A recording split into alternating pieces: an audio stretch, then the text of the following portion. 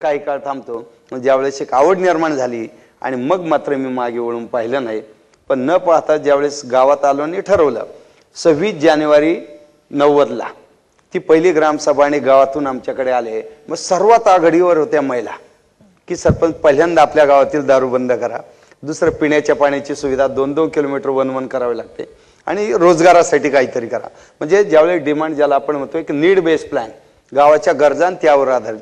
आणि मग ते आराखडा आला, मग त्यावर उपाययोजना काय, मग हे प्रश्न गावात आहेत आणि त्याची उत्तरं शोधली आणि त्याचे मग कुठल्या सोर्सेसनी ते जोडायचं आणि मग त्यातून आमच्या समोर प्रश्न तो आराखडा ताळेबंद आला. मग त्याचा अभ्यास केला. पण 92-97 पुन्हा 5 वर्ष पंचायत समिती सदस्य झालो हा पक्ष. परंतु 5 वर्षात 4 वेळा पक्ष बदलावा लागला मला. एक बाजू धरली की गावात दुसरी तयार व्हायची. मग पक्ष बिघडला तरी चालेल पण मी गाव कधीही बिघडू दिलं नाही. आणि म्हणून गेल्या विधानसभेला, कालच्या लोकसभेला, आजही खूप, कारण आता सर्वांशी चांगले संबंध आहेत पण मी कुठल्याही पक्षाशी आणि याच्याशी हे नाही. आणि ज्यावेळेस सुरुवात झाली त्यावेळेस आता काय करायचं तर मी सांगितलं की मला सरपंचच राहायचं, मला पलीकडे कुठेही जायचं नाही. कारण या कामातून जे मला आता बाहेर जातं, कुठं लेह आणि लडाखमध्ये माझ्या नावाने एखादं तरुण मंडळ रजिस्टर होत असेल किंवा जी आता यशदा पुण्याची आहे तिच्या कार्यकारी समितीचाही सदस्य मी झालो की जे IAS IPS अधिकाऱ्यांचं ट्रेनिंग मॉड्यूल कसं ठरवायचं. 95 पासूनचा मी व्याख्याता तिथं आहे. लालबहादूर शास्त्री अकादमी उत्तर प्रदेशची जी आहे IAS याची, तिथेही वर्षातून 2 वेळा जायला मिळतं. जवळ 20 राज्य फिरून झाले, अनेक देशातही जायला मिळालं, 10 वेळा एक राज्य झालं. हे सगळं पाहिल्यानंतर एक लक्षात आलं की पहिल्या स्वातंत्र्याची लढाई सरांनी लढली, पण दुसऱ्या स्वातंत्र्याची लढाई आपल्याला लढता येईल का, यासाठी त्यांच्या समोर, तरुणांच्या समोर काय दिलं पाहिजे. आणि म्हणून हिवरे बाजारमध्ये जे काम केलं की गावाच्या गरजा, त्यावर आधारित नियोजन आणि पूर्ण आराखडा. कारण आपलं पाहतोच की संशोधन खूप सुंदर होतं आपल्या देशात, बजेट प्रोव्हिजन अतिउत्तम होते, पण फील्डवर गेल्यानंतर मात्र भोपळा असतो. म्हणजे रिसर्च, बजेट आणि ग्राउंड रियालिटीज यामध्ये प्रचंड तफावत आहे. आणि त्यामुळं दिल्ली आणि मुंबईतून काही केलं तर गावं बदलणार नाही. हे ज्यावेळी लक्षात आलं त्यावेळी ठरवलं की एक गाव बदलून चालणार नाही. अनेक गावांचे आज 5-6 लाख खेडे या देशात आहेत. महाराष्ट्र पाहिलं 82,000 वाड्या वस्त्या आहेत, 28,000 पंचायती आहेत. एवढ्या बदलायच्या असतील की आपल्याच्याने फार काही होणार नाही, पण एक आशावाद जिवंत ठेवण्यासाठी आपण सरपंचच राहिलं पाहिजे. म्हणून मी तो प्रयत्न केलेला आहे की गावातच सरपंच म्हणून काम करायचं. आणि ते करत असताना ज्यावेळी पूर्ण अभ्यास आमच्या समोर आला, त्याचा अभ्यास, मग भूगर्भाचा अभ्यास केला, खडक कसा आहे, मग कुठल्या ट्रीटमेंट आपल्याला त्यावर द्यायच्या. आपण पाहतो बाष्पीभवन एवढं वेगाने होत आहे, खडकावरतीच धरणं बांधायला लागलो आम्ही, रिचार्ज होत नाही. म्हणून भूगर्भातील खडकांचा अभ्यास, सगळे जे आपण भूस्तर आहेत याचा अभ्यास केला पाहिजे. तो अभ्यास मी केला.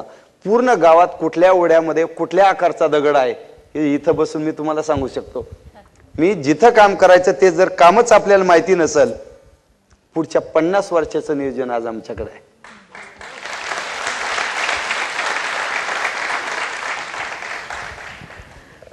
जहाज पाण्यावर तरंगताना आम्ही पाहतो आणि ते एका किनाऱ्याशी स्थिर असतं, पण ते स्थिर असतं कारण नांगर वाळूपर्यंत आत गेलेला असतो. हा भूगर्भाचा अभ्यास तुमचा इतका खोलवर गेलेला आहे म्हणून हिवरे बाजारसारखं गाव स्थिर उभं राहू शकलं. पण त्याचबरोबर पुढचा मला प्रश्न असा विचारायचा की जी विरोध करणारी आई होती ती कौतुक कधी करायला लागली? हां, ज्यावेळी सुरुवातीला विरोध झाला की मग गावामधील अनेक प्रश्न सुटले. विशेष करून महिला जास्त आईकडे जायला लागला, कारण खूप कामं आईच्या माध्यमातून व्हायची.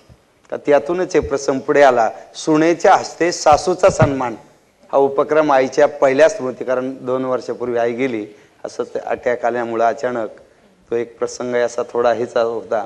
आणि ज्यावेळेस आई नेहमी सांगायची की अरे त्या घरामध्ये त्या सासूला असा त्रास होतो, सुनेला असा आहे, ते आहे. मग त्या महिलांच्या चर्चा व्हायची आणि आई घरी येऊन मला सांगायची.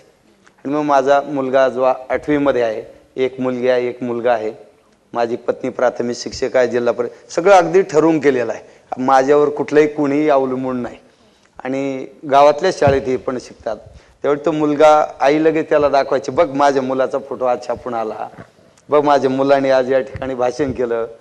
की मग ते एक आवडीने का सांगायला लागले की जेव्हा अनेक प्रश्न सुटताना दिसले, एक चित्र बदलताना गावचं, तिला भीती ही होती की कारण गावातलं घर सोडून आम्हाला शेतामध्ये जाऊन राहावं लागलं. इतकी वाईट अवस्था, दारू भांडण हाणाण्या रोजच्याच. आणि अशा परिस्थितीमध्ये जेवढ्या आईने सांगितलं की या गावात तुम्ही थांबून, आम्ही तिघही भाऊ शिक्षण आजोळी झालं आमचं. कारण काय की तुम्ही शिका, बाहेर जा, इथं येऊ नका. आणि ज्यावेळेस त्या प्रसंगातून बाजूला निघताना ते गाव आईने पाहिलं की अरे नाही, आता खूप भांडण नाही, तंटे नाही, खूप आनंद नाही, लोक राहतात, चित्र बदललं. आईला खूप आनंद वाटायचा. आणि मग प्रत्येक वेळेस कुठेही गेलो की ते आईचं असं नाही, आता सुरुवातीला विचारायची कधी येणार काय, नंतर नाही, आता कुठे गेला, मग काही वाटत नसायचं की आता आपलं गाव झालं, आता इतरही आणि गाव झाले पाहिजे, असं तो एक आईचा नंतर बदललेला. तुमची आई ही तुमची आई होती आणि शिवाय खबऱ्याही होती. हो. गावातल्या अशा छोट्या छोट्या स्वरूपात एखादी समस्या आपल्याला दिसते आणि ती योग्य माणसाला समजते. सोन्याचे असते सासू सन्मान हा उपक्रम केला, त्यावेळेचा प्रसंग सांगतो. 90च्या पुढे असलेल्या 5 मातांचा आम्ही सत्कार केला, त्यांनाही बोलायला लावला. आणि नव्याने लग्न होऊन गावात आलेल्या मुलींचाही सत्कार केला. तर काही मुली येताना आपल्या सासूबाईला घेऊन येताना म्हणजे आपण जर गेलो नाही तर गावात लोक चर्चा करतील, याही सासू आणि सुनेचं घरात जमत नाही. कारण तेव्हा अनेक सुनांना सासवांना घेऊन यावं लागलं.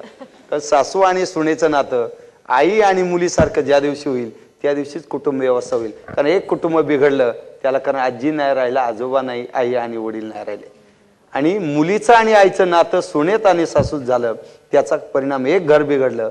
एक बिघडलं का शेजारच्या 4 जणांनी अनुकरण केलं, त्यामुळे गल्ली बिघडली.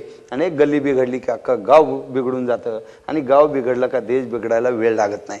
म्हणून घर बदललं, गाव बदललं. आणि गाव बदललं तर आमचा तो प्रयत्न आहे की देश सुद्धा बदलेल.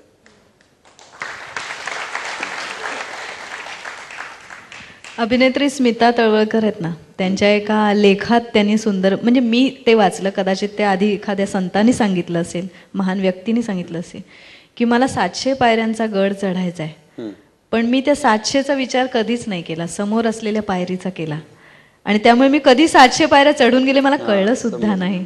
तुम्ही गावाच्या प्रत्येक घराचा विचार केलात आणि कधी देशाचा करून चुकलात हे कळलंच नाही. त्याच्या पुढे जाऊन मला असं विचारायचं आहे की आज मी सुद्धा एका गावात मातीत हात घातलाय, तिथे गेल्यावर शहरात बसून जे कळत नाही ते तिथे कळतं, काय समस्या आहेत. कधी असा प्रसंग नाही आला की निर्णय चुकला, इथून आपण मागे फिरूया, असं नाही वाटलं? नाही, एकदा तो प्रसंग माझ्यावरती आला. 95 अति वेगाने कामाला सुरुवात झालेली. ऑगस्ट क्रांती दिनाचा सुवर्ण महोत्सव म्हणून थोर स्वातंत्र्य सेनानी अच्युतराव पटवर्धन यांनी एक सूचना मुंबईत, सुधाकरराव नाईक साहेबांनी वेगवेगळ्या क्षेत्रामधील लोक मुंबईत बोलवली होती सह्याद्री अतिथीगृहावर. आणि त्यांना विचारलं की सुवर्ण महोत्सवानिमित्त आपण देशाला दिशा मिळेल असं महाराष्ट्रात काय काम केलं पाहिजे. अच्युतराव पटवर्धनांनी सांगितलं की गांधीजींनी सांगितलं होतं खेड्याकडे चला, तो स्वयंपूर्ण गाव निर्माण करण्यासाठी जर आपण काही करू शकलो आणि त्यातून मग राळेगण सिद्धीचा प्रयोग, त्याचं सार्वत्रिकरण, आणि मग राज्यात 3ची गावं, मग ते पेपरला बातमी आली आणि मग त्यातून ती तोपर्यंत आमचं काम चालूच होतं. परंतु असं काही दिशादर्शक होईल असं वाटत नव्हतं. आणि मग आम्ही संस्थेची स्थापना केली आणि तो आदर्श गाव योजनेचा प्रकल्प गावामध्ये आणला. तो प्रसंग होता, सुरुवात झाली आणि 1,34,000 रुपयाचं पहिला चेक आमच्या संस्थेच्या नावे गावात आला. आणि आल्याबरोबर गडबड सुरू झाली. एवढे पैसे आले, हा एकटा सरपंचच खाईल काढणं, ते 4च खातील काढणं. कारण जोपर्यंत पैसे गावात नव्हते तोपर्यंत सर्व मंडळी दगड उचलत होते, सांगल ते काम करत होते. झोपलेली माणसं सुद्धा विचारलं काय चाललंय गावात, नाही सुंदर चाललंय गावात काम, तुम्हाला नाही, मला वेळ नव्हता, मला वेळ नाही मिळत, अशी थांबायची. पण अडचणी आणत नव्हती. आणि जेव्हा पैसा यायला लागला ही माणसं जागी झाली आणि ती सांगायला लागली, अरे माहिती आहे तुम्हाला काय काय आलं, त्याला आपल्या गावाला 25,000 आहे. अरे नाही सरपंच म्हणले 20च आहे. खाल्ले 500 आणि मर उपाशी त्याच्या पाठीमागे, तो खातोय आणि तो असाच राहा. ही सुरुवात झाली. ती गडबड काही केल्या कंट्रोल होईना. आणि त्याच प्रकाराने मी खूप आक्रमकही होतो. सरपंच कृती समिती तालुक्याची, जिल्ह्याची, राज्याची, मध्य दिल्लीच्या 2 प्रजापंचायत अधिवेशन गाजवले आम्ही. आणि सारखं काही कॉलेज जीवनापासूनच ते होतं, खेळ असल्यामुळं आणि संघ